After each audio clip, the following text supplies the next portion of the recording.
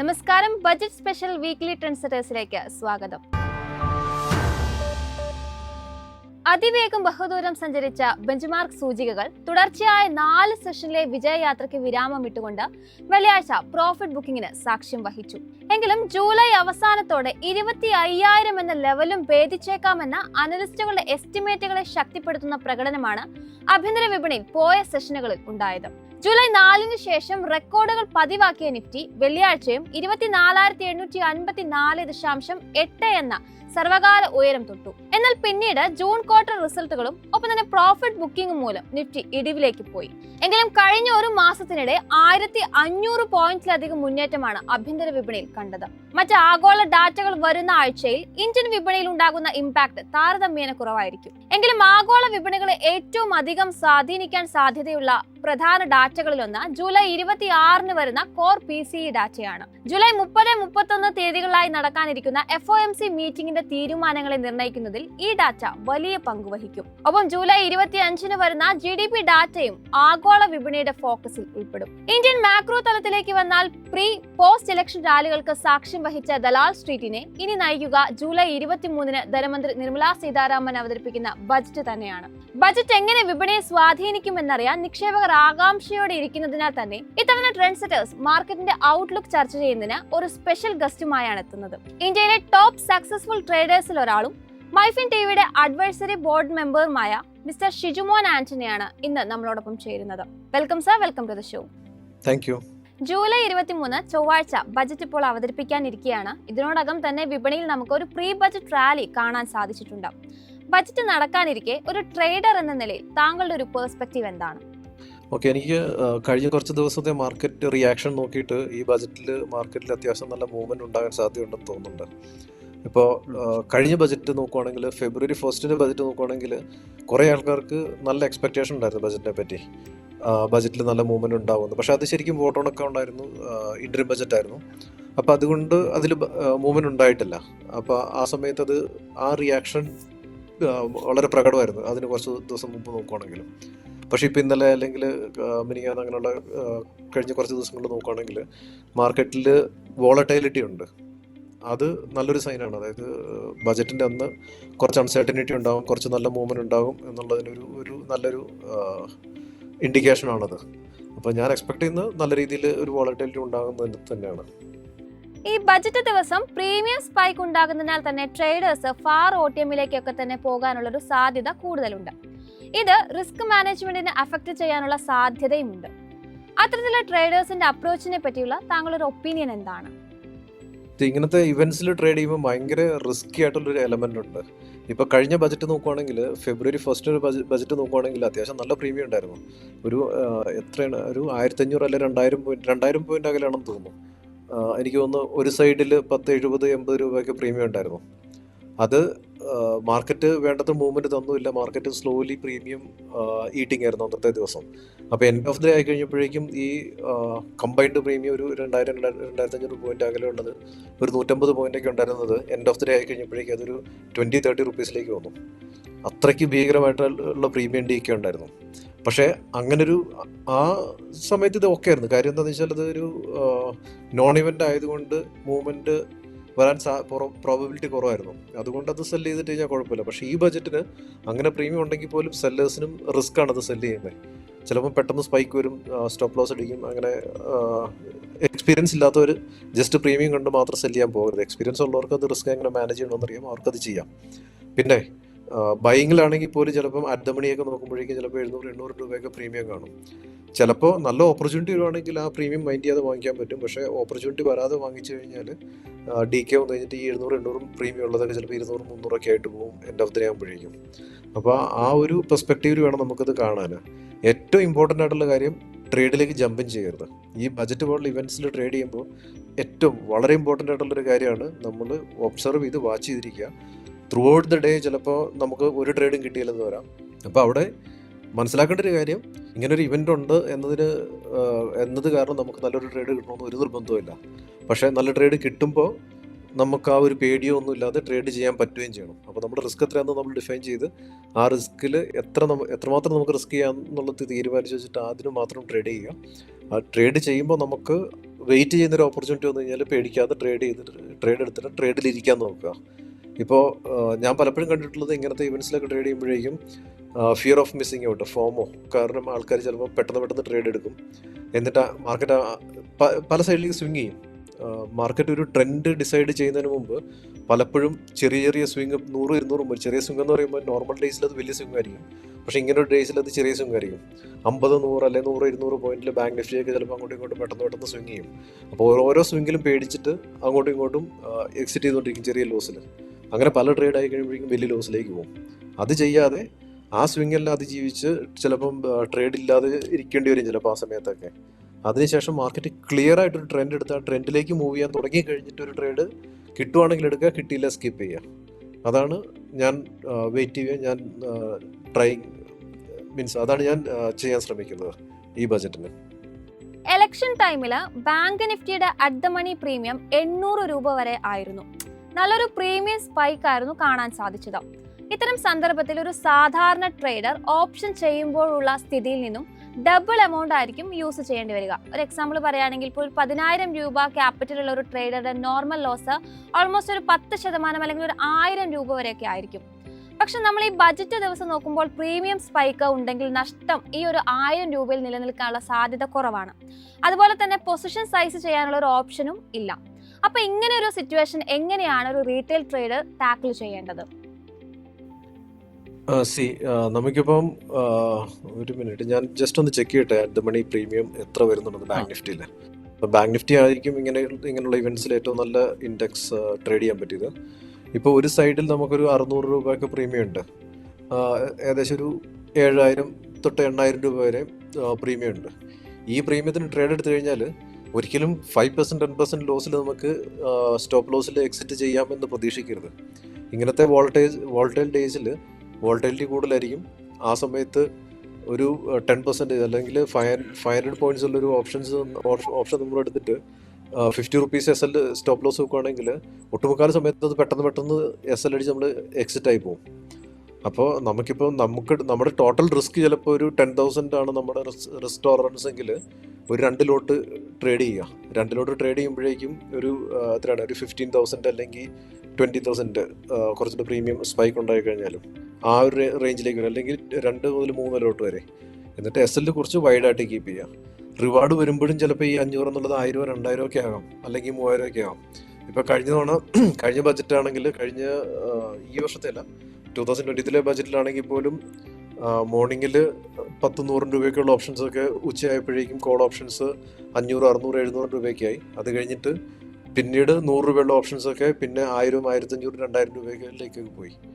അപ്പോൾ ബജറ്റിലെ തീരുമാനങ്ങൾ അനുസരിച്ചിട്ട് ചിലപ്പോൾ ആ രീതിയിലുള്ള വോൾട്ടേജിൽ ഉണ്ടാകാം. അപ്പോൾ അതിനുള്ളൊരു മൂവ് സ്റ്റാർട്ട് ചെയ്ത് കഴിഞ്ഞിട്ട് മാത്രം ട്രേഡ് എടുക്കുക. അപ്പോൾ ട്രേഡ് എടുക്കുമ്പോൾ ചെറിയ സ്റ്റോപ്പ് ലോസ് കീപ്പ് ചെയ്യരുത്, കുറച്ച് വലിയ സ്റ്റോപ്പ് ലോസ് കീപ്പ് ചെയ്യുക. അതിനനുസരിച്ചിട്ട് പൊസിഷൻ സൈസ് കുറയ്ക്കുക. അതാണ് ഞാൻ ചെയ്യാൻ പ്ലാൻ ചെയ്യുന്ന കാര്യം. നമ്മൾ ഈ ബജറ്റ് ടൈമിൽ ഏറ്റവും കൂടുതൽ ഫോക്കസ് ചെയ്യുന്നത് നിഫ്റ്റിയും ഒപ്പം തന്നെ ബാങ്ക് നിഫ്റ്റിയുമാണ്. ഇതല്ലാതെ നമ്മൾ വേറെ ഏതൊക്കെ സെക്ടേഴ്സിന്റെ അലോക്കേഷൻസിലാണ് ശ്രദ്ധിക്കേണ്ടത്? ഈ ഒരു അലോക്കേഷൻസ് എങ്ങനെയാണ് നിഫ്റ്റിയെ ഇമ്പാക്ട് ചെയ്യുന്നത്? ബീങ് എ ട്രേഡർ ഞാൻ എപ്പോഴും നിഫ്റ്റി അല്ലെങ്കിൽ ബാങ്ക് നിഫ്റ്റി അല്ലെങ്കിൽ മിഡ് ക്യാപ് നിഫ്റ്റി അതൊക്കെ ആയിരിക്കും ഫോക്കസ് ചെയ്യുന്നത്. ട്യൂസ്ഡേ വരുമ്പോഴേക്കും നമുക്ക് മിഡ് ക്യാപ്പിൻ്റെ എക്സ്പയറി മൺഡേ കഴിഞ്ഞു. ട്യൂസ്ഡേ നമുക്ക് ഫിൻ നിഫ്റ്റിയുടെ എക്സ്പയറി ഉണ്ട്, ബാങ്ക് നിഫ്റ്റി എക്സ്പയറി ഉണ്ട്, വെനസ്ഡേ നിഫ്റ്റി എക്സ്പയറി ഉണ്ട്. അപ്പോൾ ഞാൻ കൂടുതൽ ഫോക്കസ് ചെയ്യുന്നത് നിഫ്റ്റി ബാങ്ക് നിഫ്റ്റി തന്നെയാവും. പക്ഷേ സെക്ടോറിയലായിട്ട് വളരെ നല്ല മൂവ്മെൻറ്റ്സ് ഉണ്ടാവും. അത് കൂടുതലും ബെനിഫിറ്റ് ചെയ്യും, അല്ലെങ്കിൽ അത് ക്യാപിറ്റലൈസ് ചെയ്യാൻ പറ്റുന്നത് സ്റ്റോക്ക് ഫ്യൂച്ചേഴ്സ് ട്രേഡേഴ്സിനും അല്ലെങ്കിൽ സ്വിംഗ് ട്രേഡേഴ്സിനും, അതായത് സ്റ്റോക്സിൽ സ്വിംഗ് ട്രേഡേഴ്സ് ചെയ്യുന്നവർക്കായിരിക്കും. പക്ഷെ ഞാനത് ചെയ്യാത്തതുകൊണ്ട് ഞാൻ പിന്നെ അതിലേക്ക് കൂടുതൽ നോക്കുന്നില്ല. ഞാൻ ഈ നിഫ്റ്റി ബാങ്ക് നിഫ്റ്റിയുടെ ഹെവി വെയ്റ്റ്സിൻ്റെ മൂവ്മെൻറ്റ്സ് മാത്രമേ ഞാൻ കൂടുതലും നോക്കാൻ പ്ലാൻ ചെയ്യുന്നുള്ളൂ. നല്ല FMCG, ഓട്ടോ സെക്ടർ, അങ്ങനെ പല സെക്ടേഴ്സും ഉണ്ട്. എല്ലായിടത്തും ഡിഫൻസ്, അങ്ങനെ പല സെക്ടേഴ്സിലും ഇൻഫ്ര, ഇതിലൊക്കെ നല്ല മൂവ്മെൻറ്റ്സ് ഉണ്ടാവും. സെക്ടോറിയൽ ഇൻഡെക്സിൽ അധികം ട്രേഡിങ് ഓപ്പർച്യൂണിറ്റി, പക്ഷേ സെക്ടോറിയൽ സ്റ്റോക്സിൽ ചെയ്യുന്നവർക്ക് അത് ട്രാക്ക് ചെയ്യുന്നത് വളരെ നല്ലതായിരിക്കും. ഈ സ്റ്റോക്ക് ഓപ്ഷൻസ് ചെയ്യുന്നവർക്ക് സ്ട്രാങ്കിൾ, സ്പ്രെഡ്സ് പോലുള്ള സ്ട്രാറ്റജി സ്വീകരിക്കുന്നതാണോ അതോ സിംഗിൾ ഡയറക്ഷൻസ് യൂസ് ചെയ്യുന്നതാണോ നല്ലത്? എന്നെ സംബന്ധിച്ചത് ഞാൻ ഒരിക്കലും അങ്ങനെ ഒരു ബൈ ഡയറക്ഷൻ അല്ലെങ്കിൽ നോൺ ഡയറക്ഷൻ ട്രേഡിലേക്ക് ഇങ്ങനെയുള്ള ഇവൻറ്റ്സിൽ പരമാവധി പോകാറില്ല. അല്ലെങ്കിൽ ഇവൻസ് കഴിഞ്ഞിട്ട് അതിൽ വലിയ ചലനമൊന്നും ഇല്ലാത്ത സംഭവമാണെന്ന് തോന്നുവാണെങ്കിൽ അതിനുശേഷം ഞാൻ നോൺ ഡയറക്ഷനിൽ പോകും. പക്ഷെ ബൈ ഡയറക്ഷൻ ഞാൻ ഒരിക്കലും പ്രിഫർ ചെയ്യുന്ന ഒരു സംഭവമല്ല. അതായത് ലോങ് സ്ട്രാഡിൽ അങ്ങനത്തെ സംഭവങ്ങൾ. ഷോർട്ട് സ്ട്രാഡിലൊക്കെ ചിലപ്പോൾ ഇവൻസ് കഴിഞ്ഞതിന് ശേഷം അതിൽ പ്രത്യേകിച്ച് ചലനമൊന്നുമില്ലെങ്കിൽ ചിലപ്പോൾ ഞാനത് ചെയ്യാം.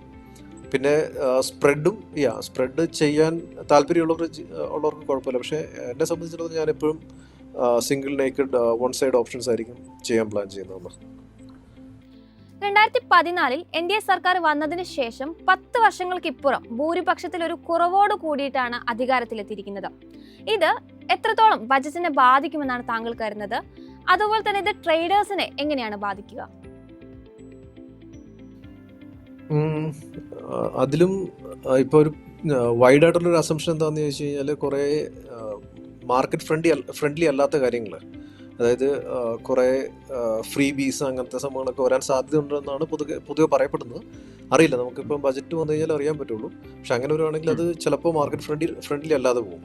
മാർക്കറ്റ് ഇപ്പം നല്ല രീതിയിൽ ഒരു റാലി തന്നതുകൊണ്ട് ചിലപ്പോൾ അത് ഒരു കറക്ഷനിലേക്ക് വരാൻ സാധ്യതയുണ്ട്. അപ്പോൾ അത് ആ ഒരു സിറ്റുവേഷനിൽ കറക്ഷൻ സ്റ്റാർട്ട് ചെയ്യുകയാണെങ്കിൽ പിന്നെ അധികം മൈൻഡ് ചെയ്യാതെ ഞാൻ ചിലപ്പോൾ ഷോർട്ട് ചെയ്യാൻ അധികം ബുദ്ധിമുട്ടുണ്ടാവില്ല. ഈ 2014 NDA സർക്കാർ ആദ്യമായിട്ട് അധികാരത്തിൽ വന്നതിന് ശേഷം ബജറ്റ് അവതരിപ്പിച്ച ദിവസം നിഫ്റ്റി ഒരു 11.4 മുതൽ 1.4 വരെയുള്ള ഒരു സമയത്ത് 1.5% ഒരു ഇടിവ് രേഖപ്പെടുത്തിയിട്ടുണ്ടായിരുന്നു. എന്നാൽ പിന്നീട് 0.41% ഒരു റിക്കവറി ചെയ്തതായിട്ട് കാണാം. പിന്നീടുള്ള ദിവസങ്ങളിൽ, അതായത് ഓൾമോസ്റ്റ് ഒരു ജൂലൈ 8 മുതൽ ഒരു 14 വരെയുള്ള ഒരു ടൈമിൽ ഓൾമോസ്റ്റ് ഒരു 5% കറക്ഷനും വിപണിയിൽ നമുക്ക് കണ്ടിരുന്നു. അത്തരത്തിലൊരു കറക്ഷൻ ഇപ്പോൾ നമുക്ക് എക്സ്പെക്ട് ചെയ്യാമോ? 2014 ഞാൻ ട്രേഡ് ചെയ്യുന്നുണ്ടായിരുന്നെങ്കിലും, ഞാൻ FNOയിൽ ട്രേഡ് ചെയ്യുന്നുണ്ടെങ്കിലും ബജറ്റ് ഒന്നും അത്ര ക്ലോസ്ലി ട്രാക്ഡ് അല്ലായിരുന്നു. അപ്പം അതിൽ ഇപ്പം ഞാൻ പ്രീവിയസ് ബജറ്റ്സിൻ്റെ ഒക്കെ ഡീറ്റെയിൽസ് ട്രാക്ക് ചെയ്തിട്ട് നോക്കാറുണ്ട്. പക്ഷെ അന്ന് ഭയങ്കര വോളറ്റിലിറ്റി ആയിരുന്നു. 5% മാർക്കറ്റ് മൊത്തം മൂവ് ചെയ്തു. ഇൻട്രാഡേ മൂവ്മെൻ്റ് ആയിരുന്നു എല്ലാം. അപ്പോൾ ആ ഡേയിൽ മാർക്കറ്റ് ഫ്ലാറ്റ് ആയിരുന്നു. ലെസ് ദാൻ 1% ഡൗൺ ആയിട്ട് ക്ലോസ് ചെയ്തുള്ളൂ. പക്ഷേ ഇൻട്രാഡേ വോളറ്റിലിറ്റി ഭയങ്കര കൂടുതലായിരുന്നു, 5%. എനിക്ക് തോന്നുന്നു 2023, പിന്നെ 2021, പിന്നെ 2014 ഇതൊക്കെയായിരുന്നു ഏറ്റവും കൂടുതൽ വോളറ്റിലിറ്റി ഉണ്ടായിരുന്ന വർഷങ്ങൾ. അപ്പോൾ അത് എങ്ങനെ വരുന്നതെന്ന് അനുസരിച്ചിട്ട് ഡിസിഷൻ എങ്ങനെ വരുന്നു എന്നനുസരിച്ചിട്ടിരിക്കും ഈ കാര്യങ്ങൾ. ഇപ്പോൾ ഭയങ്കരമായിട്ടുള്ളൊരു അസംഷനുണ്ട് സ്റ്റോക്ക് മാർക്കറ്റ് റിലേറ്റഡ് ആയിട്ട്. ഈ ബജറ്റിൽ ടാക്സ് ഇൻക്രീസ് ചെയ്യാൻ സാധ്യതയുണ്ട്. അതായത് FNO ടാക്സ് 30% ഇൻക്രീസ് ചെയ്യാൻ സാധ്യതയുണ്ട്. അങ്ങനെയൊക്കെ ഒരു അസംഷനുണ്ട്. അങ്ങനെയുള്ള കാര്യങ്ങളൊക്കെ വന്നു കഴിഞ്ഞാൽ ചെറിയ ഇമ്പാക്റ്റ് ഉണ്ടാവും. പക്ഷെ അതിനപ്പുറം ഉണ്ടാകുന്നത് ക്യാപിറ്റൽ ഗെയിൻ ടാക്സിൽ എന്തെങ്കിലും ചേഞ്ചസ് വരുത്തുകയോ അല്ലെങ്കിൽ ഇൻകം കാറ്റഗറൈസേഷനിൽ എന്തെങ്കിലും ചേഞ്ചസ് വരുത്തുകയൊക്കെ ചെയ്തു കഴിഞ്ഞാൽ അത് വല്ലാണ്ട് ബാധിക്കും. ഇപ്പോൾ 30% ടാക്സ് ബ്രാക്കറ്റിലേക്ക് FNO ഇൻകം കൊണ്ടുവന്നു കഴിഞ്ഞാൽ അത് വല്ലാതെ ബാധിക്കും എന്നെനിക്ക് തോന്നുന്നില്ല. എന്ന് വെച്ചാൽ മാർക്കറ്റിൽ 1% ഓഫ് ദ പാർട്ടിസിപ്പൻസ് പ്രോഫിറ്റബിൾ ആണെന്നൊരു അസംഷൻ ഉണ്ടല്ലോ, ഹൈലി പ്രോഫിറ്റബിൾ. ഇപ്പം ലെസ് ദാൻ 10% ഉള്ളു പ്രോഫിറ്റബിൾ, അതിൽ തന്നെ ഹൈലി പ്രോഫിറ്റബിൾ ലെസ് ദാൻ 1% ഉള്ളൂ. അപ്പോൾ ഈ ഹൈലി പ്രോഫിറ്റബിൾ ആയിട്ട് ലെസ് ദാൻ 1% അവർ ഓൾറെഡി 30% ടാക്സ് ബ്രാക്കറ്റിലായിരിക്കും. അപ്പോൾ അവരത് ഇമ്പാക്ട് ചെയ്യാൻ പോകുന്നില്ല. ഇനിയിപ്പോൾ ലോസ് മേക്കേഴ്സ് ആണെങ്കിൽ, അല്ലെങ്കിൽ പ്രോഫിറ്റ് കാര്യമായിട്ട് ലോസ് ഉണ്ടാക്കുന്നവരാണെങ്കിലും അത് കാര്യമായിട്ട് ബാധിക്കുന്നില്ല. പക്ഷേ ഇൻകത്തിൻ്റെ കാറ്റഗറൈസേഷൻ, ഇപ്പോൾ FNO ഇൻകം എന്ന് പറഞ്ഞാൽ അത് ബിസിനസ് ഇൻകം ആയിട്ടാണ് കാറ്റഗറൈസ് ചെയ്യുന്നത്. പക്ഷെ അത് സ്പെക്കുലേറ്റീവ് ഇൻകം കാറ്റഗറിയിലേക്ക് പോയി കഴിഞ്ഞാൽ അവിടെ ചിലപ്പോൾ വല്ലാതെ മാർക്കറ്റ് ഇമ്പാക്റ്റ് ആവാൻ സാധ്യതയുണ്ട്. അതാണ് എൻ്റെ ഒരു വ്യൂ. ഒരു റീറ്റെയിൽ ട്രേഡറിനെ സംബന്ധിച്ച് പ്രോഫിറ്റ് ആൻഡ് ലോസ് നോക്കുകയാണെങ്കിൽ കൺസിസ്റ്റന്റ് ആയിരിക്കില്ല. ചില മന്ത് അവർക്ക് പ്രോഫിറ്റബിൾ ആയിരിക്കും, ചിലപ്പോൾ ലോസ് ആയിരിക്കും. എന്നാലും ഇയറിൽ ഒരു 30% മാത്രമായിരിക്കാം പ്രോഫിറ്റബിലിറ്റി. അങ്ങനെയുള്ള ഒരു സാഹചര്യത്തിൽ എങ്ങനെയായിരിക്കും റീറ്റെയിൽ ട്രേഡേഴ്സിന് ഈ ഒരു ടാക്സ് ഇമ്പോസ് ഇമ്പാക്ട് ചെയ്യുക? ഇവര് 30% ടാക്സ് ബ്രാക്കറ്റിലേക്ക് വന്നു കഴിഞ്ഞാൽ, ഞാൻ പറഞ്ഞില്ലേ 30% ടാക്സ് ബ്രാക്കറ്റിലേക്ക് വന്നു കഴിഞ്ഞാൽ ഇമ്പാക്റ്റ് വളരെ കുറവായിരിക്കും ട്രേഡേഴ്സിന്. ഞാൻ പറഞ്ഞതുപോലെ പ്രോഫിറ്റബിൾ ആയിട്ടുള്ള ട്രേഡേഴ്സ് ഓൾമോസ്റ്റ് കൂടുതൽ ആൾക്കാരും തന്നെ 30% ടാക്സ് ബ്രാക്കറ്റിലായിരിക്കും ഓൾറെഡി. അതാണ് എൻ്റെ ഒരു അസംഷൻ ഞാൻ കണ്ടത് വെച്ചിട്ട്. അല്ലെങ്കിൽ ഫ്ലാറ്റ്, അല്ലെങ്കിൽ ലോസ് മേക്കിംഗ്, അങ്ങനെയൊക്കെ സ്ട്രഗ്ലിംഗ് ട്രേഡേഴ്സ് കുറേ ഉണ്ടാവും. അവരെന്തായാലും ടാക്സ് കൊടുക്കുന്നില്ല. അവർ ഇതിപ്പം സ്ലാബിൽ നിന്ന് മാറ്റി 30% ഫ്ലാറ്റ് ടാക്സിലേക്ക് വന്നു കഴിഞ്ഞാലും ഇമ്പാക്റ്റ് ഉണ്ടാവുന്നില്ല.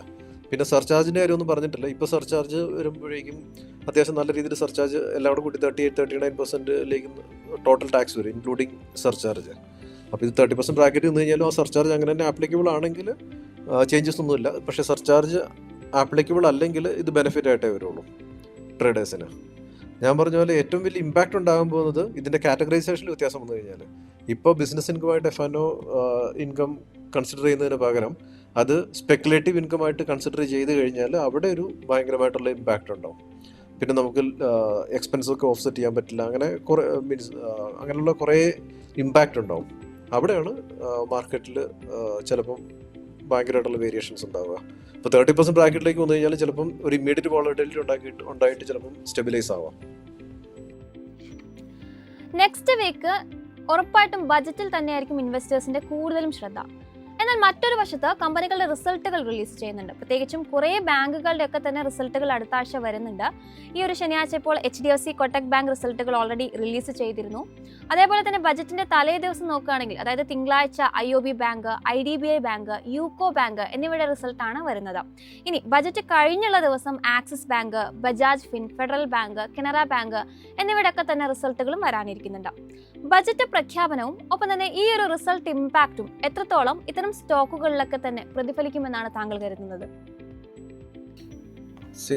നമ്മുടെ സ്റ്റോക്ക് മാർക്കറ്റിലുള്ള ഒരു difference compared to US market അങ്ങനെയൊക്കെയുള്ള നോക്കുകയാണെങ്കിൽ വളരെ വലിയ റിസൾട്ട് ബേസ്ഡ് ചേഞ്ച് വരുന്നത് ചില സ്റ്റോക്കുകളിലേ ഉണ്ടാവുള്ളൂ. അല്ലെങ്കിൽ ഒന്നെങ്കിൽ ചില ലിമിറ്റഡ് സ്റ്റോക്കുകളിൽ, ഫോർ എക്സാമ്പിൾ SBI അല്ലെങ്കിൽ HDFC ബാങ്ക്, ഇൻഫോസിസ്, അങ്ങനെ കുറച്ച് സ്റ്റോക്കുകളിൽ മാത്രമേ റിസൾട്ട് ബേസ്ഡ് വലിയ മൂവ്മെൻറ്റ് നോർമലി ഉണ്ടാവുള്ളൂ. അല്ലെങ്കിൽ ചില സ്റ്റോക്കുകളിലൊക്കെ ചിലപ്പം പെട്ടെന്നുള്ള സർപ്രൈസുകൾ, ഭയങ്കര മോശം റിസൾട്ട്, ഭയങ്കര നല്ല റിസൾട്ട്, അൺഎക്സ്പെക്റ്റഡ് ആയിട്ട് വരും, അങ്ങനെയൊക്കെ ഭയങ്കര വോളറ്റിലിറ്റി ഉണ്ടാവുള്ളൂ. അല്ലെങ്കിൽ ഓൾമോസ്റ്റ് റിസൾട്ട്, നല്ല റിസൾട്ട് മോശം റിസൾട്ടൊക്കെ ഓൾമോസ്റ്റ് എപ്പോഴും തന്നെ പ്രൈസ്ഡ് ഇൻ ആയിരിക്കും. അപ്പോൾ അതിൻ്റെ ആ റിസൾട്ടിൻ്റെ ബേസ്ഡ് ആയിട്ട് ചെറിയ 1-2% വോളറ്റിലിറ്റിയൊക്കെ ഉണ്ടാവുള്ളൂ. അല്ലെങ്കിൽ ഈ ഒരു കാറ്റഗറിയിൽ വന്നില്ലെങ്കിൽ അപ്പോൾ അത് വലിയൊരു പ്രശ്നം ഉണ്ടാകുന്നില്ല. ഈ സ്റ്റോക്കുകൾ ഏതെങ്കിലും ഇതുപോലെ ഭയങ്കര പോസിറ്റീവ് അല്ലെങ്കിൽ ഭയങ്കര നെഗറ്റീവ് ആയിട്ടുള്ള റിസൾട്ട് അൺഎക്സ്പെക്റ്റഡ് ആയിട്ട് വന്നു കഴിഞ്ഞാൽ മാത്രമേ എന്തെങ്കിലും സ്പെഷ്യൽ സംഭവമായിട്ട് വരാൻ പോകണുള്ളൂ. ഇല്ലെങ്കിൽ നോർമൽ വോളറ്റിലിറ്റിയുടെ കൂട്ടത്തിൽ ഇത് കുറച്ച് എക്സ്ട്രാ ഉണ്ടാവും, അത്ര ഉണ്ടാവുള്ളൂ. കഴിഞ്ഞ ദിവസം നമുക്ക് നിഫ്റ്റിയിൽ ഒരു കറക്ഷൻ കണ്ടെങ്കിലും നിലവിലൊരു ഓൾ ടൈം ഹൈ ലെവലിൽ തന്നെയാണ് തുടരുന്നത്. അതോടൊപ്പം തന്നെ ഗ്ലോബൽ മാർക്കറ്റിൽ നോക്കുകയാണെങ്കിലും ഡൗ ജോൺസ് ഇൻഡെക്സ്, US വിപണിയുടെ ഡൗ ജോൺസ് ഇൻഡെക്സും ഒരു ഓൾ ടൈം ഹൈയിൽ തന്നെയായിരുന്നു എത്തിയിരുന്നത്. അതിൽ നിന്നും ഒരു 2 മുതൽ 3% ഒരു കറക്ഷൻ ഡൗ ജോൺസ് സൂചികയിൽ നമുക്ക് കാണാൻ സാധിച്ചു. നിഫ്റ്റിയുടെ ഒരു പെർഫോമൻസ് നമ്മൾ നോക്കുമ്പോഴും ജൂൺ 4 മുതൽ 27 വരെയുള്ളവരുടെ പ്രകടനം വിലയിരുത്തുമ്പോൾ ഒരു 17 സെഷൻസ് കൊണ്ട് തന്നെ 1000 പോയിന്റിന്റെ ഒരു റാലി നമുക്ക് കാണാൻ സാധിച്ചിരുന്നു. നിലവിൽ ഒരു സൈഡിൽ ബജറ്റ് നടക്കാനിരിക്കുകയാണ്, മറുവശത്ത് നിഫ്റ്റി ഇപ്പോൾ ഒരു ഓൾ ടൈം ഹൈ ലെവലിൽ തുടരുകയാണ്. ഈ ഒരു സാഹചര്യത്തിൽ നിഫ്റ്റിയിൽ ഒരു കറക്ഷൻ എക്സ്പെക്ട് ചെയ്യാൻ സാധിക്കുമോ? ഇതൊരു ഭയങ്കര ഇമ്പോർട്ടൻ്റ് ആയിട്ടുള്ളൊരു പോയിന്റ് ആണ് ഇപ്പോൾ പറഞ്ഞത്. കാര്യം എന്താണെന്ന് വെച്ചാൽ പ്രീവിയസ് ബജറ്റൊക്കെ നോക്കുവാണെങ്കിൽ മോസ്റ്റ്ലി ബജറ്റ് ഒരു ട്രെൻഡ് ചേഞ്ചറാണ്. ഇപ്പോൾ മാർക്കറ്റ് കണ്ടിന്യൂസ് ആയിട്ട് ബുൾ റണ്ണിലാണെങ്കിൽ അവിടുന്ന് ഒരു കറക്ഷൻ അല്ലെങ്കിൽ ഒരു ഷോർട്ട് ടൈം ബെയറിഷ് മോഡിലേക്ക് പോകാൻ സാധ്യത പലപ്പോഴും ഉണ്ട് ബജറ്റിന് ശേഷം. അല്ലെങ്കിൽ മാർക്കറ്റ് കണ്ടിന്യൂസ് ആയിട്ടൊരു നല്ലൊരു ബെയർ ടെറിട്ടറിയിലാണെങ്കിൽ, ബെയർ മാർക്കറ്റ് അല്ലെങ്കിൽ നല്ലൊരു കറക്ഷനിലാണെങ്കിൽ ബജറ്റിന് ശേഷം ട്രെൻഡ് ചേഞ്ച് ചെയ്ത് ബുള്ളിഷ് ആകാറുണ്ട്. അതൊരു കോമൺ ഫാക്റ്റാണ് ഞാൻ പല പ്രീവിയസ് ബജറ്റുകളിലും ഒബ്സർവ് ചെയ്തത്. പിന്നെ ഇപ്പോൾ ഉള്ളൊരു ഡിഫറൻസ് എന്ന് പറഞ്ഞാൽ ഇത്തവണത്തെ ബജറ്റിന് മുമ്പുള്ള ട്രെൻഡിലൊരു ഡിഫറൻസ് എന്ന് പറഞ്ഞു കഴിഞ്ഞാൽ നിഫ്റ്റി കണ്ടിന്യൂസ് ആയിട്ട് മൂവ് അപ്പ് ചെയ്യും, ഭയങ്കരമായിട്ട് ബുള്ളിഷാണ് നിഫ്റ്റി അല്ലെങ്കിൽ മിഡ് ക്യാപ് ബാങ്ക് ഇൻഡെക്സ് ഒക്കെ. ഇപ്പോൾ ഇന്നലത്തെ ഒരു മൂവ് ഒഴിവാക്കി കഴിഞ്ഞാൽ ബാക്കി, ഇന്നലെ എന്ന് പറഞ്ഞാൽ ഫ്രൈഡേയിലൊരു മൂവ് ഒഴിവാക്കി കഴിഞ്ഞാൽ ബാക്കി എല്ലാ ദിവസവും നിഫ്റ്റി ഭയങ്കരമായിട്ട് ബുള്ളിഷായിരുന്നു, നല്ലൊരു ബുൾ ടെറിട്ടറിയിലായിരുന്നു. ഇപ്പോൾ ഇന്നലെ അത്യാവശ്യം നല്ലൊരു കറക്ഷൻ വന്നു. പക്ഷേ അതേ സമയത്ത് തന്നെ ബാങ്ക് നിഫ്റ്റി നോക്കുകയാണെങ്കിൽ ബാങ്ക് നിഫ്റ്റി ഇപ്പോഴും നിൽക്കുന്നത് എത്രയാണ്, ജൂൺ 25 ഒക്കെ ലെവലാണ്. ജൂൺ 25 ഒക്കെ ലെവലിലാണ് ഇപ്പോഴും നിൽക്കുന്നത്. അതായത് കഴിഞ്ഞൊരു മാസത്തോളമായിട്ട് ബാങ്ക് നിഫ്റ്റി ഒരു കൺസോൾട്ടേഷൻ സോണിലാണ്. അപ്പോൾ അതുകൊണ്ട് എനിക്കറിയില്ല, എന്നാലും ഇതൊരു കറക്ഷനിലേക്ക് പോകാനൊരു ചാൻസ് കൂടുതലാണ്, വളരെ കൂടുതലാണ്. പിന്നെ മാർക്കറ്റ് എങ്ങനെ ബിഹേവ് ചെയ്യുന്നതനുസരിച്ചിട്ട് നമുക്ക് ആ സമയത്ത് ഒപ്പീനിയൻ ചിലപ്പോൾ മാറ്റേണ്ടി വരും. പക്ഷേ ഇപ്പോഴത്തെ ഒരു സിറ്റുവേഷനിൽ നോക്കുകയാണെങ്കിൽ അത്യാവശ്യം നല്ലൊരു പ്രോഫിറ്റ് ബുക്കിങ്ങിലേക്ക് അല്ലെങ്കിൽ ഒരു ഷോർട്ട് ടൈം ഒരു 10-15 ദിവസമൊക്കെ നിൽക്കുന്ന ഒരു കറക്ഷനിലേക്ക് മാർക്കറ്റ് പോയി കഴിഞ്ഞാലും അത് നോർമലായിട്ട് ഞാൻ കൺസിഡർ ചെയ്യുള്ളൂ. അത് സംഭവിക്കാറുണ്ട് നോർമലി. നേരത്തെ പറഞ്ഞ പോലെ തന്നെ മോദി സർക്കാർ വന്നതിന് ശേഷം നിഫ്റ്റിയുടെ പെർഫോമൻസ് നോക്കിയാൽ വലിയൊരു മുന്നേറ്റം തന്നെയാണ് നമുക്ക് കാണാൻ സാധിച്ചത്. പ്രത്യേകിച്ചും COVID-19 മൂലം ഒരു ക്രാഷ് ഉണ്ടായെങ്കിൽ പോലും അതിൽ നിന്ന് വലിയ തോതിലൊരു തിരിച്ചുവരവ് നിഫ്റ്റിയിൽ നമുക്ക് കാണാൻ സാധിച്ചിരുന്നു. ഒരു ട്രേഡർ പെർസ്പെക്റ്റീവിൽ ഈ ഒരു മുന്നേറ്റത്തെ നമുക്കൊരു ബബിളായിട്ട് കൺസിഡർ ചെയ്യാൻ സാധിക്കുമോ? എനിക്കിപ്പോൾ ഇതുവരെയും ഇതൊരു ബബിളായിട്ട് തോന്നിയിട്ടില്ല. ഇപ്പോഴത്തെ ഈ അപ്പ് മൂവ് എന്ന് പറഞ്ഞു കഴിഞ്ഞാൽ അത് നോർമൽ മാർക്കറ്റ് സൈക്കിൾസിൽ ഇത് ഉണ്ടാവുന്നതാണ്. ഇപ്പോൾ നമ്മളിപ്പോൾ ഇത് ഭയങ്കര ബബിളാണെന്ന് പറയുന്നു. ഇപ്പോൾ 2004 മുതൽ 2008 വരെ കറക്ഷന് മുമ്പുള്ള കാലം വരെ മാർക്കറ്റിലുണ്ടായൊരു മൂവ്മെൻ്റ് എന്ന് പറഞ്ഞു കഴിഞ്ഞാൽ ഇപ്പോൾ ഉള്ള ഒന്നുമല്ല. അതൊക്കെ ഭയങ്കര ചെറുതായിട്ട് തോന്നും ഇപ്പോൾ അതുമായിട്ട് കമ്പയർ ചെയ്യുകയാണെങ്കിൽ. അങ്ങനെയൊക്കെയാണ് ഒരു ബബിൾ ഫോം ചെയ്യുന്നത്. ഒരു ബബിളിൻ്റെ ഒരു കാറ്റഗറിയിൽ നോക്കുവാണെങ്കിൽ നമ്മൾ ഭയങ്കര ഏർലി സ്റ്റേജ് ഓഫ് ബബിളാണ്. അത് നമ്മൾ ആ കാറ്റഗറിയിലേക്ക് എത്തിയിട്ടേ ഇല്ല. എനിക്ക് തോന്നുന്നു ഇപ്പം കമ്പയർഡ് ടു ഗ്ലോബൽ മാർക്കറ്റ് നമ്മൾ കുറച്ച് ഓവർ വാല്യൂഡ് ആയിരിക്കും. പക്ഷേ ഇന്ത്യയുടെ പൊട്ടൻഷ്യലും ഇപ്പോൾ ഇന്ത്യയിലെ യങ് പോപ്പുലേഷൻ അങ്ങനെയുള്ള കുറേ കാര്യങ്ങളൊക്കെ നോക്കുവാണെങ്കിൽ നമ്മളിപ്പോഴും ഒരു രീതിയിലും ഓവർ വാല്യൂഡ് അല്ല. ഇപ്പോൾ 2003 മാർക്കറ്റ് 800 പോയിന്റിലേക്കായിരുന്നു നിഫ്റ്റി നിന്നത് 2003. 2008 അത് 6300 റേഞ്ചിലേക്ക് വന്നു. അതായത് ഒരു 8 times മാർക്കറ്റ് ഷോർട്ട് അപ്പ് ചെയ്തു, 8x. ഇപ്പോൾ 2021 അല്ലെങ്കിൽ ഏതാണ് നമ്മുടെ കോവിഡ് ക്രാഷിന് മുമ്പുള്ളൊരു ടൈം നോക്കാം, 2019. അതും അല്ലെങ്കിൽ ലാസ്റ്റ് 10 years നോക്കാം. ഇപ്പോൾ 10 yearsൻ്റെ കാര്യമില്ല എന്നോട് ചോദിച്ചത്. ഇപ്പോൾ ലാസ്റ്റ് 10 years നോക്കുകയാണെങ്കിൽ 2014 സെയിം 6500 റേഞ്ചിലൊക്കെ ആയിരുന്നു. അവിടുന്ന് ഈ 10 years കൊണ്ട് ഒരു 3 times ഒക്കെ ഷോർട്ട് അപ്പ് ചെയ്തിട്ടുള്ളൂ. മറ്റേത് ഞാൻ പറഞ്ഞത് 2003 മുതൽ 8 വരെ 5 years കൊണ്ടാണ് എത്രയാണ് 8x 8 times ഒക്കെ ഷോർട്ട് അപ്പ് ചെയ്തത്. അത് ലാസ്റ്റ് 10 years നമുക്കൊരു 3x ഒക്കെ മാർക്കറ്റ് ഷോർട്ട് അപ്പ് ആയിട്ടുള്ളൂ. അപ്പോൾ ഒരു ബബിൾ കാറ്റഗറിയിലേക്ക് അല്ലെങ്കിൽ ഒരു ബബിൾ കാറ്റഗറൈസേഷനിലേക്ക് പോകാൻ ഒട്ടും ആയിട്ടില്ല. നമ്മൾ ഒരു ഓവർ വാല്യൂഡോ അല്ലെങ്കിൽ ഇപ്പം നമ്മുടെ ക്വാർട്ടർലി ഗ്രോത്ത് അല്ലെങ്കിൽ GDP ഗ്രോത്തും ക്വാർട്ടർലി പ്രോഫിറ്റും കാര്യങ്ങളൊക്കെ അതിൻ്റെ ഗ്രോത്തൊക്കെ വെച്ച് നോക്കുമ്പോൾ ആ ഒരു പേസിൽ തന്നെയാണ് മാർക്കറ്റും പോകുന്നത്. അത് ഒരിക്കലും ബബിൾ കാറ്റഗറിയിലേക്ക് പോയിട്ടില്ല. പിന്നെ അതിന് പുറമെ ഇപ്പം നോക്കുവാണെങ്കിൽ ഈ മാർക്കറ്റ് പാരബോളിക് ആയിട്ട് മൂവ് ചെയ്യുന്നത്. ഇപ്പോൾ കഴിഞ്ഞ ഒരു മാസം കൊണ്ട് നമുക്ക് 1000 പോയിന്റോ 2000 പോയിന്റോ ഒക്കെ നിഫ്റ്റി മൂവ് ചെയ്തിട്ടുണ്ടാകും. പക്ഷേ നമ്മൾ ചാർട്ട് എടുത്ത് നോക്കുകയാണെങ്കിൽ അങ്ങനെ പല തവണയും ഉണ്ടായിട്ടുണ്ട്. ഇൻ ദ ലാസ്റ്റ് 3-4 years തന്നെ പല തവണയും അങ്ങനെ ഉണ്ടായിട്ടുണ്ട്. അതിൽ ചില തവണയൊക്കെ ഇമ്മീഡിയറ്റ് ആയിട്ട് ചെറിയൊരു കറക്ഷൻ വന്നിട്ട് അത് ഫെയ്ഡ് ചെയ്തിട്ടുണ്ട്, അല്ലെങ്കിൽ half of the move fade ചെയ്തിട്ടുണ്ട്. പക്ഷെ പലപ്പോഴും അത് കഴിഞ്ഞിട്ട് കൺസോൾട്ടേഷൻ വന്നു കഴിഞ്ഞാൽ അടുത്ത ലെഗ് മൂവ് വരുവാണ് ചെയ്യുന്നത്. അപ്പോൾ ഇങ്ങനൊരു മൂവ് കഴിഞ്ഞിട്ട് നമുക്ക് ചിലപ്പം ഇമ്മീഡിയറ്റ് ആയിട്ട് വലിയൊരു കറക്ഷൻ ഉണ്ടായില്ലെങ്കിൽ ഒരു കൺസോൾട്ടേഷൻ ആണെങ്കിൽ വീണ്ടും ഇതുപോലത്തെ മൂവ് ഉണ്ടാവാം. അപ്പോൾ ഒരു ബബിൾ കാറ്റഗറി എന്ന് പറഞ്ഞു കഴിഞ്ഞാൽ അത് നമ്മൾ we are far from it എന്നാണ് എനിക്കിപ്പോഴും തോന്നുന്നത്. 2014 ബജറ്റ് അനൗൺസ് ചെയ്ത സമയം ഏകദേശം ഒരു 11 മണി മുതൽ 1 മണി വരെയുള്ള ഒരു ടൈമിൽ ഒരു വളരെ വോളറ്റിലിറ്റി നമുക്ക് ഇൻഡെക്സിൽ കാണാൻ സാധിച്ചിരുന്നു. അതായത് ഓൾമോസ്റ്റ് 2.5% ഒരു മുന്നേറ്റം ആദ്യം രേഖപ്പെടുത്തിയിരുന്നു. ഒരു 368 പോയിന്റ്സിന്റെ ഒരു നേട്ടം നമുക്ക് ആ സമയത്ത് രേഖപ്പെടുത്തി. അതേസമയം തന്നെ ആ ഒരു 2 മണിക്കൂറിൽ തന്നെ ഓൾമോസ്റ്റ് ഒരു 1.5% ഒരു സെൽ ഓഫും കാണാൻ സാധിച്ചിരുന്നു. ടെക്നിക്കലി നോക്കുകയാണെങ്കിൽ ഒരു വി ഷേപ്പ് റിക്കവറി എന്ന് നമുക്ക് പറയാം. ഇങ്ങനെയുള്ള ഒരു അഗ്രസീവ് ആയിട്ടുള്ള മൂവ്മെന്റിൽ ഫോമോ ഉണ്ടാവാനുള്ള പോസിബിലിറ്റി വളരെ കൂടുതലാണ്. നല്ലൊരു ഫാൾ വരുമ്പോൾ ക്യാച്ച് ചെയ്യാനായിട്ട് അഗ്രസീവ്ലി ട്രേഡ് ചെയ്യാറുണ്ട്. ഈ ഒരു ന്യൂസ് ബേസ്ഡ് മൂവ്മെന്റ് ടെക്നിക്കലി എത്രമാത്രം വർക്ക് ചെയ്യാനുള്ള ഒരു പോസിബിലിറ്റി ഉണ്ട്? ടെക്നിക്കൽ അനാലിസിസ് ഇങ്ങനെ ഒരു സിറ്റുവേഷനിലും വർക്ക് ചെയ്യും. ഒരു ഡിഫറൻസ് എന്താണെന്ന് വെച്ച് കഴിഞ്ഞാൽ ഇത് റേഞ്ച് ഭയങ്കര വലുതായിരിക്കും. നോർമൽ റേഞ്ചിനേക്കാളും വലിയ റേഞ്ച് ആയിരിക്കും. ഇപ്പോൾ നോർമലി 10 പോയിന്റ് സ്റ്റോപ്പ് ലോസ് വെക്കുന്ന ഒരാൾക്ക് ചിലപ്പോൾ 50 പോയിന്റ് ഒക്കെ സ്റ്റോപ്പ് ലോസ് വെക്കേണ്ടി വരും. അപ്പോൾ ഇങ്ങനൊരു സിറ്റുവേഷനിലാണ് ശരിക്കും ടെക്നിക്കൽ അനാലിസിസ് പ്രോപ്പറായിട്ട് വർക്ക് ചെയ്യുന്നത്. ഇപ്പോൾ ഹയർ ഹൈയോ അല്ലെങ്കിൽ ലോവർ ലോ അല്ലെങ്കിൽ പാറ്റേൺസോ ഇങ്ങനെയുള്ള സംഭവങ്ങളൊക്കെ വളരെ നന്നായിട്ട് വർക്ക് ചെയ്യുന്നത് ഇങ്ങനൊരു സിറ്റുവേഷനിലാണ്. പക്ഷേ പലപ്പോഴും ആൾക്കാർക്ക് ഇത് കാണാൻ പറ്റാതെ വരുന്നത് ഈ ഫോമോ എന്ന് പറയുന്ന സംഭവം കാരണമാണ്. ഫോമോ വെച്ചിട്ട് അന്നത്തെ ദിവസം ട്രേഡ് ചെയ്ത് കഴിഞ്ഞാൽ ഗ്യാരണ്ടീഡ് ആണ് 99.99% ആൾക്കാരും അന്ന് ലോസിലേ ഇറങ്ങത്തുള്ളൂ. അപ്പോൾ ഫോമോ ഒഴിവാക്കിയിട്ട് വെയിറ്റ് ആൻഡ് വാച്ച് ഗെയിം ആയിരിക്കും നല്ലത്. പിന്നെ പ്രോപ്പറായിട്ട് ടെക്നിക്കൽസ് ഫോളോ ചെയ്യാൻ പറ്റിയൊരു ദിവസമാണ് ഇങ്ങനത്തെ ദിവസം. ഇങ്ങനത്തെ ദിവസം എന്ന് പറഞ്ഞാൽ മാർക്കറ്റ് ഒട്ടും ആർക്കും ഇങ്ങനെ കൺട്രോൾ ചെയ്യാൻ പറ്റില്ല. അതിൽ പ്യുവർലി ഓൺ ഹ്യൂമൻ സൈക്കോളജി അല്ലെങ്കിൽ ക്രൗഡ് സൈക്കോളജി, ക്രൗഡ് ബിഹേവിയറിലാണ് ഇങ്ങനെയുള്ളൊരു ദിവസം മാർക്കറ്റ് മൂവ് ചെയ്യുന്നത്. അപ്പോൾ അങ്ങനെയുള്ള ദിവസങ്ങളിലാണ് എന്താണ് നമ്മുടെ ടെക്നിക്കൽസ് ഏറ്റവും നന്നായിട്ട് വർക്ക് ചെയ്യാൻ സാധ്യതയുള്ളത്. അപ്പോൾ എൻ്റെ പാസ്റ്റ് എക്സ്പീരിയൻസിൽ ഞാൻ അതാണ് കണ്ടിട്ടുള്ളത്. അപ്പോൾ അത് ശരിക്കും ഫോക്കസ് ചെയ്തിട്ട് വെയിറ്റ് ചെയ്ത് കഴിഞ്ഞാൽ ടെക്നിക്കലി തന്നെ നല്ല ട്രേഡ്സ് കിട്ടും. ഞാൻ ടെക്നിക്കൽസ് ഫോളോ ചെയ്യാറുണ്ടെങ്കിൽ ഞാൻ ബ്ലൈൻഡായിട്ട് ഫോളോ ചെയ്യാറില്ല. പക്ഷേ ഇങ്ങനെയുള്ള ദിവസങ്ങളിൽ ഞാൻ കുറച്ച് കൂടുതൽ ഫോക്കസ് കൊടുക്കാറുണ്ട് ടെക്നിക്കൽസിന്.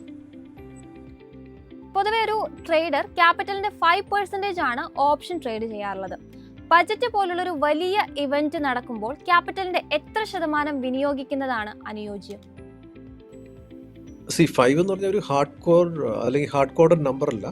അത് ഡിപ്പെൻസ്. ഇപ്പോൾ ഹൈലി പ്രോഫിറ്റബിൾ ആയിട്ടുള്ള ഒരാൾ, അല്ലെങ്കിൽ ഹൈലി ആക്യുറേറ്റ് ആയിട്ടുള്ള ഒരാൾ, അല്ലെങ്കിൽ കുറച്ച് ട്രേഡ് മാത്രം എടുത്തിട്ട് ഭയങ്കര സെലക്റ്റീവായിട്ട് ചെയ്യുന്ന ഒരാൾക്ക് ചിലപ്പോൾ 5 വരെ 10 പോയാലും ചിലപ്പം കുഴപ്പമുണ്ടാവില്ല.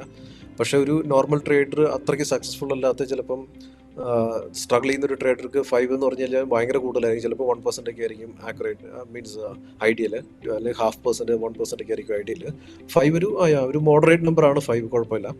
ഇപ്പോൾ നോർമലി ഒരാൾ 5-ലാണ് ട്രേഡ് ചെയ്യുന്നതെങ്കിൽ ഞാൻ പറയുന്നത് ആ ദിവസം 5-ൽ തന്നെ ട്രേഡ് ചെയ്യുക, 5% തന്നെ ട്രേഡ് ചെയ്യുക. ക്യാപിറ്റൽ കൂട്ടരുത്. പക്ഷേ ക്യാപിറ്റൽ കൂട്ടാതെ വരുമ്പോൾ ഒരു ഡിഫറൻസ് എന്താണെന്ന് വെച്ച് കഴിഞ്ഞാൽ നമ്മുടെ ക്വാണ്ടിറ്റി കുറയും. ഇപ്പോൾ നോർമൽ ഡേയ്സിൽ 300 പ്രീമിയം ഉള്ള സ്ഥാനത്ത് 600 ആയിരിക്കും പ്രീമിയം.